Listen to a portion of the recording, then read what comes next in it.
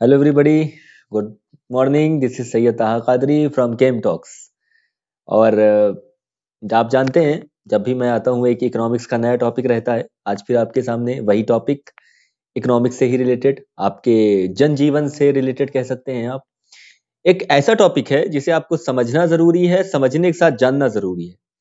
क्योंकि आप जब भी मार्केट जाते हो तो आपको पता होना चाहिए कि मार्केट में रखा हुआ गुड्स या सर्विस जो आप लेने जा रहे हो, जिस इरादे से गए हो, वो उसकी मार्केट वैल्यू क्या है, बुक वैल्यू क्या है, गवर्नमेंट उसको किस तरह से डिसाइड करती है, गवर्नमेंट उसकी प्राइसिंग किस तरह से करती है, और वो आप तक क्यों आता है, कितने प्राइस में बिकता है, आप क्यों उसे उतने प्राइस में खरीदते हो। ये सारी चीजें आपको जानना जरूरी है।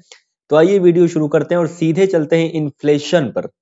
इन्फ्लेशन सुना होगा आपने न्यूज़पेपर में, मीडिया में, हर जगह कि भाई इन्फ्लेशन आ गया। अब ये इन्फ्लेशन होता क्या है? Inflation is a simple term which is used to describe the rise in price of goods and services. You can say goods, commodities and services. यानी कोई भी सर्विस है, कोई भी गुड्स है, उसमें अगर प्राइस हाइक कर गया, राइज कर गया एक एवरेज परसेंट के बाद, तो हम उसे कहते हैं इन्फ्लेशन। अब इन्फ्लेशन के अंदर दो कैटेगरीज होती हैं। एक होती है सीपीआई, एक होती है डब्ल्यूपीआई। सीपीआई मतलब होता है कंज्यूमर प्राइस इंडेक्स, और डब्ल्यूपीआई मतलब होता है होलसेलर प्राइस इंडेक्स। सरकार तो अलग अलग इंडेक्स बनाती है। कहती है कि अगर कोई सामान होलसेलर की तरफ से बेचा जा रहा है मार्केट में, या होलसेलर की तरफ से खरीदा जा रहा है मैन्युफैक्चरर से, तो उसकी प्राइसिंग सरकार अलग करती है, उसका प्राइस अलग डिसाइड करती है। और हम यानी कंज्यूमर, हम आप जैसे लोग जो कंज्यूमर कहलाते हैं, कस्टमर कहलाते हैं, वो जब मार्केट में कोई गुड्स सर्विस अवेल करने जाते हैं, तो उनकी लिए सरकार कंज्यूमर प्राइस इंडेक्स तैयार करती है। ईयरली तैयार होता है ये, मंथली इसमें उछाल देखा जा सकता है, या मंथली इसमें गिरावट देखी जा सकती है। तो अब जो सर्विस हम अवेल करने जा रहे हैं, हमें उसके बारे में पता होना चाहिए कि हम क्या खरीदने जा रहे हैं, उसका मार्केट में क्या रेट है। कुछ लोग कहते हैं कि एक एक अपवाद है, कुछ लोग कहते हैं कि इन्फ्लेशन खराब चीज है। भाई बिल्कुल खराब चीज है, मैं भी मानता हूं, मगर इन्फ्लेशन अच्छी भी चीज है। अब आप कहेंगे कैसे, तो लेट मी डिस्क्राइब।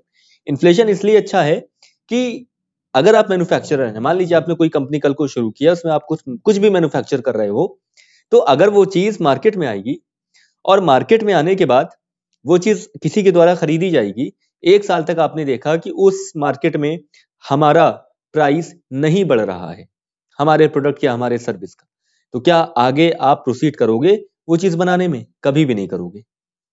तो उस चीज का मार्केट में प्राइस बढ़ना जरूरी है। आपको वो चीज अगले टर्म में बनाने के लिए, या अपने कस्टमर को सेटिस्फाई करने के लिए, या क्वालिटी देने के लिए आपके पास पैसा होना चाहिए। और वो पैसा कहां से मिलेगा? मार्केट से। तो मार्केट में इन्फ्लेशन कभी कभी आता है तो मैन्युफैक्चरर्स के लिए फायदेमंद होता है, और देश की इकोनॉमी के लिए फायदेमंद होता है। आप समझिएगा न्यूज क्या है। न्यूज ये है कि कंज्यूमर प्राइस इंडेक्स में 4.59% की गिरावट आई है। अच्छी बात है, सरकार के हिसाब से भी अच्छी बात है, आरबीआई की मॉनेटरी पॉलिसीज के हिसाब से भी अच्छी बात है, और कंज्यूमर के लिए, हमारे और आपके लिए भी अच्छी बात है। नवंबर के महीने में, 2 महीने पीछे जाते हैं, नवंबर में, नवंबर 2020 में जो सीपीआई था, कंज्यूमर प्राइस इंडेक्स, ये था हमारा 7%, 6 पॉइंट समथिंग, 7 को छू गया था, टच कर गया था, टच करने वाला था, यानी 7%। और आप जनवरी में दिसंबर का देखा जाए, जस्ट एक मंथ का गैप करके, नवंबर से दिसंबर, तो दिसंबर में हमारा प्राइस इंडेक्स जो आया है कंज्यूमर का, सीपीआई, वो आया है 4.59। तो यानी 2%, 3% की गिरावट देखी गई है। अच्छी गिरावट है। क्यों है? क्योंकि सरकार कहती है कि सीपीआई और डब्ल्यूपीआई यानी कंज्यूमर प्राइस इंडेक्स और होलसेलर प्राइस इंडेक्स, ये दोनों +-2 के एवरेज से घट सकते हैं या बढ़ सकते हैं। यानी सरकार कहती है, एक एवरेज जो मान के सरकार चलती है कि सीपीआई का एवरेज परसेंट कितना होना चाहिए, या डब्ल्यूपीआई का एवरेज परसेंट कितना होना चाहिए, वो है 4%। अब सरकार कहती है इस 4% में आप +2 भी जा सकते हैं, -2 भी जा सकते हैं। तो वही +2 से भी ज्यादा चले गए थे हम। यानी पिछले साल जो ये कोरोना समय चला हमारा, इसमें हमारी इकोनॉमी माइनस में गई बहुत ज्यादा।